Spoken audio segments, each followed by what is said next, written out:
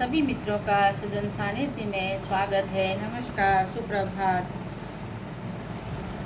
आगे की कथा का वर्णन आता है। नारद जी बोले, हे तपोनिधि राजा दृढ़धनुआ को वाल्मीकि जी ने उनके उपरांत क्या सुनाया, कृपया मुझे सुनाइए। श्री नारायण बोले, दृढ़धनुआ अपने पूर्व जन्म की कथा सुनकर आश्चर्यचकित रह गए और वाल्मीकि जी से फिर पूछा। दृढ़धनुआ बोले, हे ब्राह्मण, आपके वचन अमृत के समान मीठे हैं, जिनको सुनकर मन ही मन भरता। आगे का चरित्र सुनाइए।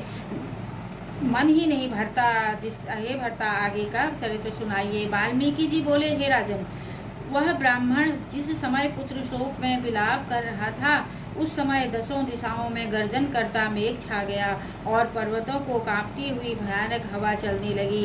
मेघ गर्जना से दिशाएं भर गई। महीने भर निरंतर वर्षा की झड़ी लग गई।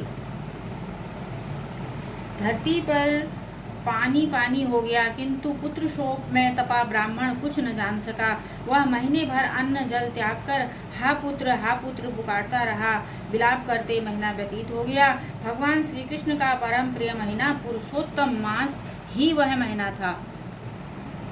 ब्राह्मण को इसका ज्ञान न था, तब भी भगवान के स्मरण कीर्तन करते रहने से उस मास की ही सेवा हो गई तथा उसके फलस्वरूप श्रीहरि अत्यंत प्रसन्न होकर प्रकट हो गए। तब भगवान पुरुषोत्तम के ब्राह्मण ने दर्शन किए तथा गोद में मृत पुत्र को शीघ्र ही धरती पर रखकर पति पत्नी खड़े हो गए और प्रसन्नता के साथ श्रीहरि भगवान को दंडवत प्रणाम किया। हाथ जोड़कर सम्मुख खड़ा विचारने लगा, श्री कृष्ण ही मेरे सहारे हैं। श्री हरि बोले, सुदेव, तुम धन्य हो, परम भाग्यशाली हो। तीनों लोकों में तुम्हारा भाग्य कहने में कोई भी समर्थ नहीं है। हे तपोधन, अब जो होनहार है वह सुनो। हे ब्राह्मण, तुम्हारे पुत्र की 12,000 वर्ष की आयु हो जाएगी।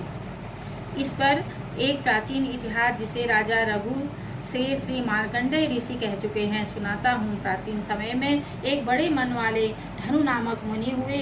उन्होंने सारी मनुष्यों को पुत्र संबंधी मानसिक दुख से दुखित देखा। इससे उनका मन अत्यंत दुखी हुआ। तब विचारने लगे कि मुझे अमर पुत्र लाभ हो। इसलिए उन्होंने 1000 वर्ष तक कठोर तप किया। तब देवताओं ने आकर धनु से कहा, हे मुनीश्वर, हम तुम्हारे तप से प्रसन्न हैं, तुम्हारा कल्याण हो, जो इच्छा हो वो वर मांगो। श्री नारायण जी बोले, देवताओं के इस प्रकार से वचन सुनकर वह अमृत के समान तृप्त होकर बोले, मुझे अमर और बुद्धिमान पुत्र दीजिए। सब देवताओं ने कहा, ऐसा अभी पृथ्वी पर तो नहीं हो सकता। तब फिर ब्राह्मण ने कहा, निमित्त आयु वाला पुत्र दे दीजिए। देवता बोले, निमित्त किसे कहते हैं? मुनि बोले, यह सामने जो बड़ा पर्वत है, जब तक यह रहे मेरा पुत्र भी इतने साल तक जीवित रहे। तब देवता ऐसा ही हो यह वरदान देकर स्वर्ग को चले गए। आज की कथा यहीं पर संपन्न होती है। श्रीमन नारायण नारायण नारायण, भजमन नारायण नारायण नारायण, श्रीमन नारायण नारायण नारायण, श्रीमन नारायण नारायण नारायण। ओम नमो भगवते वासुदेवाय।